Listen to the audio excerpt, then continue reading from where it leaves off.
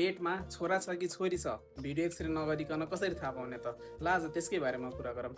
यदि चाहिँ पेट ठुलो छ भने छोरी, सानो छ भने छोरा।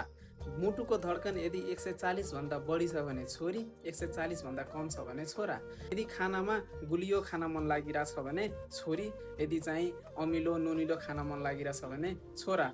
यदि चाहिँ बान्ता एकदमै बढी भइरहेको छ भने छोरी, यदि चाहिँ कम भइरहेको छ भने छोरा हो। यस्तो यस्तो मिथहरू हाम्रो नेपाली समाजमा एकदमै फैलिएको छ।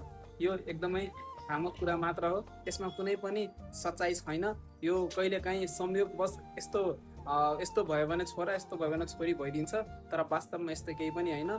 र छोरा र छोरीमा अन्तर गर्नु पनि हुँदैन, दुइटै आफ्नै सन्तान हुन्छन्। त्यसैले यो सब चक्करमा नपर्नु होला र जे भए पनि त्यो तपाईँको आफ्नै सन्तान हो र त्यसमै चाहिँ खुसी हुनुपर्छ।